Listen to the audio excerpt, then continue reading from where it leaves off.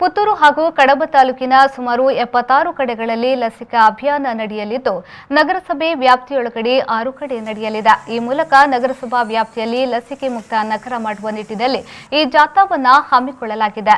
ಲಸಿಕೆ ಪಡೆಯದ ಎಲ್ಲಾ ಸಾರ್ವಜನಿಕರು ಲಸಿಕೆ ಪಡೆದು ಸಹಕರಿಸುವಂತೆ ನಗರಸಭೆಯ ಅಧ್ಯಕ್ಷ ಜೀವಂತರ್ ಜೈನ್ ತಿಳಿಸಿದ್ದಾರೆ.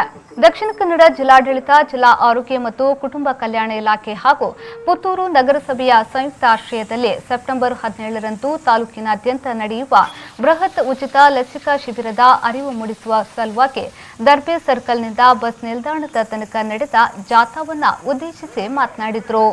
ಬಹಳಷ್ಟು ಕಡೆಗಳಲ್ಲಿ ಸುಮಾರು 72 ಕಡೆಗಳಲ್ಲಿ ಪುತ್ತೂರು ತಾಲೂಕಿನಾದ್ಯಂತ 72 ಕಡೆಗಳಲ್ಲಿ ಲಸಿಕೆ ನಡೆಯುತ್ತಿದೆ.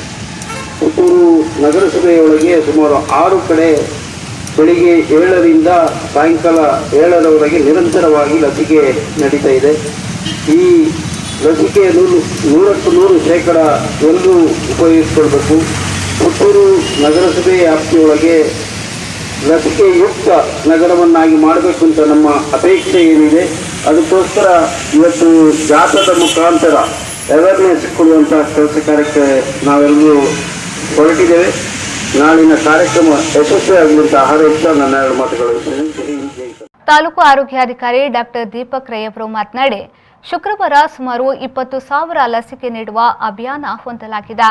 ಯಾರೆಲ್ಲ ಲಸಿಕೆ ಪಡೆದಿಲ್ಲ ಅವರು ಇದರ ಪ್ರಯೋಜನವನ್ನ ಪಡೆದುಕೊಳ್ಳುವಂತೆ ತಿಳಿಸಿದರು.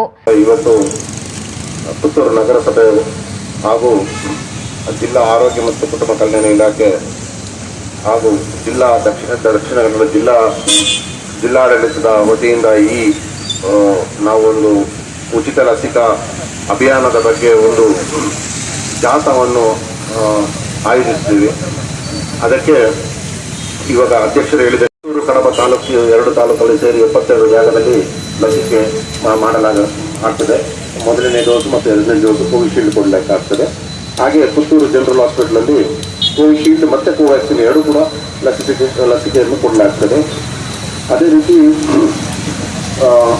ನಾಳೆಗೆ ನಾವು ಸಾಧಾರಣ ಒಂದು 20,000 ಜನಕ್ಕೆ ಲಸಿಕೆ ಕೊಡುವಂಥ ಒಂದು ಅಭಿಯಾನವನ್ನು ಇಟ್ಕೊಂಡಿದ್ದೀವಿ.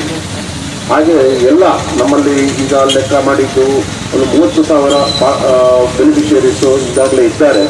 ಸೊ ಎಲ್ಲರೂ ಮತ್ತು ಕೆಲವೊಂದು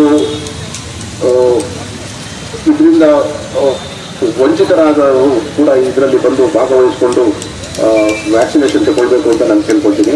ಜಾಥಾವು ದರ್ಬೆ ಸರ್ಕಲ್ನಿಂದ ಆರಂಭಗೊಂಡು ಬಸ್ ನಿಲ್ದಾಣದ ತನಕ ಬಂದು ಬಳಿಕ ಪುರಭವನದಲ್ಲಿ ಸಮಾಪನಗೊಂಡಿತು. ಜಾಥಾದಲ್ಲಿ ನಗರ ಯೋಜನಾ ಪ್ರಾಧಿಕಾರದ ಅಧ್ಯಕ್ಷ ಬಾಮಿ ಅಶೋಕ್ ಶೆಣಿ, ನಗರಸಭೆಯ ಸದಸ್ಯರಾದ ಪಿಜಿ ಜಗನ್ನಿವಾಸ್ ರಾವ್, ದೀಕ್ಷಾ ಪೈ, ಯಶೋಧ ಹರೀಶ್, ಯೂಸುಫ್, ಶಿವರಾಮ್ ಸಫಲ್ಯ, ಪೌರಾಯುಕ್ತ ಮಧು ಎಸ್ ಮನೋಹರ್, ನಗರಸಭೆಯ ಸಿಬ್ಬಂದಿಗಳು, ಆಶಾ ಕಾರ್ಯಕರ್ತೆಯರು ಈ ವೇಳೆ ಉಪಸ್ಥಿತರಿದ್ದರು.